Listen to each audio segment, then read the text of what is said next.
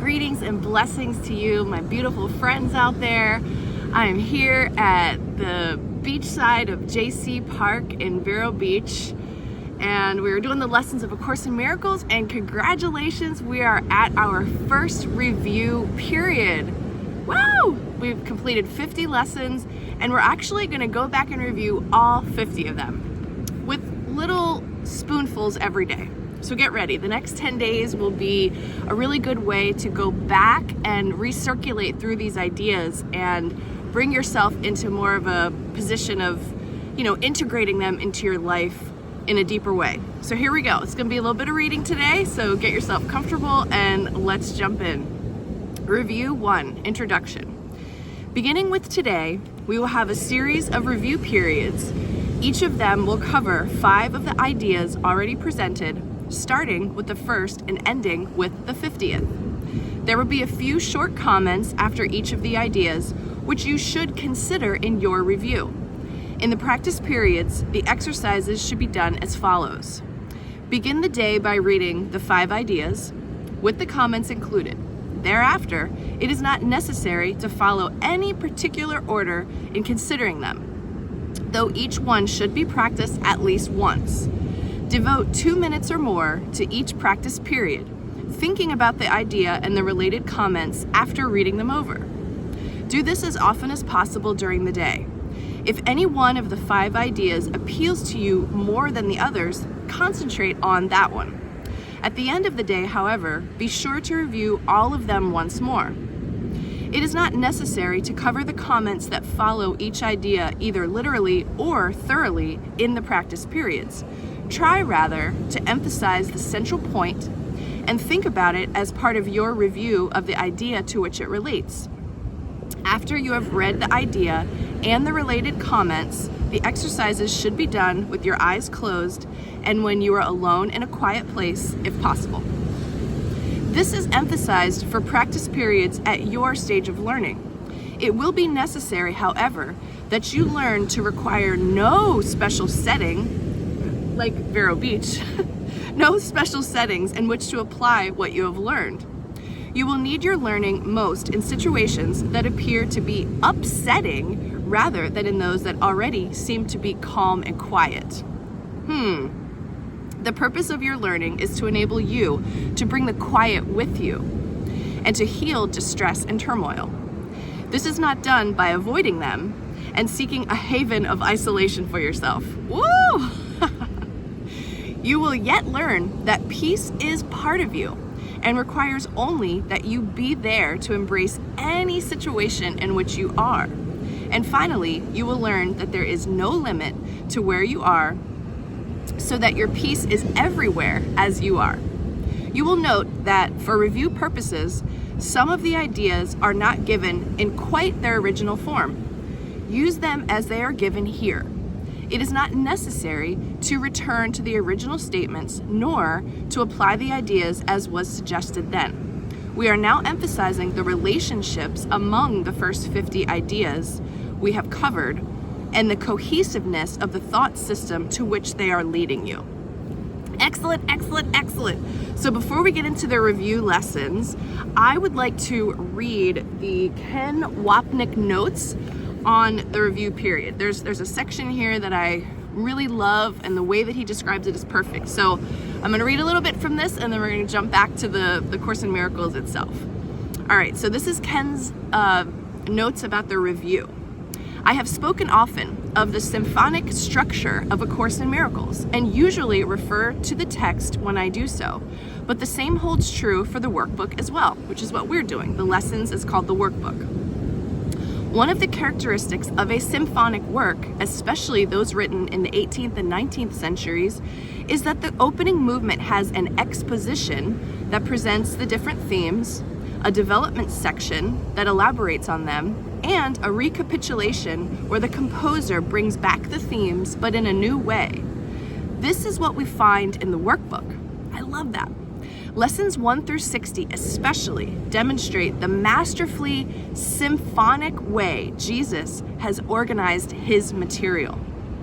The first 50 lessons consist of expositions of the exposition and development of the various themes, and here in the first review they return, but presented differently. He explains this at the end of the introduction, as we shall see.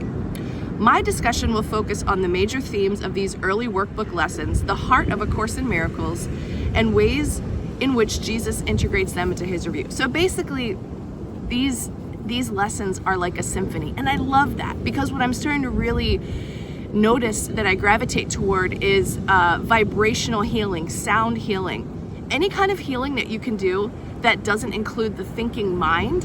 And so you know what resonates with you, and bypassing the ego is quite a good tool to have in your pocket for a lot of the time. So anyway, that's my contribution from Ken Wapnick. Now let's jump into the lessons that we're going to be reviewing, and I'll just quickly run through these and give you my thoughts of how to sort of deepen the experience of lesson 51 here.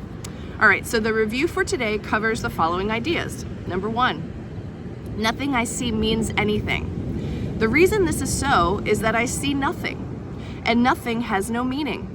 It is necessary that I recognize this, that I may learn to see. What I think I see now is taking the place of vision. I must let it go by realizing it has no meaning, so that vision may take its place. Number 2, I have given what I see all the meaning it has for me. I have judged everything I look upon, and it is this and only this I see. This is not vision. It is merely an illusion of reality, because my judgments have been made quite apart from reality. I am willing to recognize the lack of validity in my judgments because I want to see. My judgments have hurt me, and I do not want to see according to them. Number 3, I do not understand anything I see. How could I understand what I see when I have judged it amiss? What I see is the projection of my own errors of thought. I do not understand what I see because it is not understandable. There is no sense in trying to understand it. But there is every reason to let it go and make room for what can be seen and understood and loved. I can exchange what I see now for this merely by being willing to do so. Is not this a better choice than the one I made before? These thoughts do not mean anything. This is number 4. The thoughts of which I am aware do not mean anything because I am trying to think without God. What I call my thoughts are not my real thoughts. My real thoughts are the thoughts I think with God. I am not aware of them because I have made my thoughts take their place. I am willing to recognize that my thoughts do not mean anything and to let them go. I choose to have them be replaced by what they were intended to replace. My thoughts are meaningless, but all creation lies in the thoughts I think with God. And number 5, I am never upset for the reason I think. Oh, this is a good one. I am never upset for the reason I think because I am constantly trying to justify my thoughts. I am constantly trying to make them true. I make all things my enemies so that my anger is justified and my attacks are warranted. Ouch. I have not realized how much I have misused everything I see by assigning this role to it. I have done this to defend a thought system that has hurt me and that I no longer want. I am willing to let it go. So you guys, these are affirmations.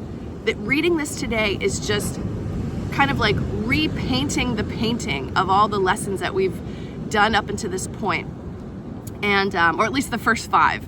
So what I added to each of these lessons as I was going through my meditation this morning are the words, so I can relax. After I read the title of each lesson, nothing I see means anything, so I can relax. I'm going back and reading these lessons not because I want to go feel how much off track I am because of, my ego mind and yada, yada, yada. I don't want to feel that guilt. I want to let that go. So as I read these lessons, I add, so I can relax on the end, because I'm surrendering to Jesus. I'm surrendering to these teachings. And I want the feeling of relaxation. So I'm kind of planting that in my mind as I reread these lessons. The other thing that I came up with during my meditation was kind of an understanding. What does it mean that my thoughts don't mean anything, and what I see, I don't really see, it's not real? So what the answer that came to me was that the things that color our thoughts, basically like the lens that we're looking through as we see, quote unquote, see the unreal, untrue world out here. When I look at whatever's in front of me, the things that are deep, deep in my mind but are clouding over the lens of my vision are things like this. And this could be sad or triggering or whatever, but I think it's all in there until we really complete the mind healing and mind retraining process. What colors our thoughts is how we feel about ourselves. And this is really super personal and deep and will be unique to you. What came up for me? I don't belong. I am not worthy. I'm unattractive. I am not good enough. I'm alone.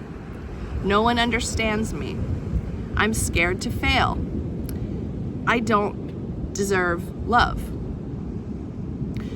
So if that's the lens that I'm looking at life through, even if it's buried super deep and rarely those things ever surface to my conscious mind, imagine how distorted the world looks in front of me. Even as beautiful as this is, there's somewhere in my consciousness that is lurking with these thoughts that are casting a whole different image on top of what I see. So I think that's what this means. It's not about anybody else, any experiences, anything that has to do with the memory that you have of probably anything in your life. It's all in our minds. And whatever happened to cause us to have these feelings about ourselves, that's what we have to heal in order to reach this place of inner peace, which is really what we want. We want the lessons to teach us about unconditional love and forgiveness, and of course, the metaphysical teachings that we're learning as we really integrate them into our physical body, which of course isn't real. We're going to start having experiences that show us that there's energy constantly flowing. And the less that we block it with all of our funky thoughts and buried bullshit, the better our lives are going to be. And more. So that's review period number 1. And we're going to do 5 lessons a day for the next 10 days. I hope you're loving this. I hope you're loving the beach view here this morning, the birds and the people and just the experience here, sharing it with you. I love you all so much. Have a wonderful day, and I'll see you back again tomorrow.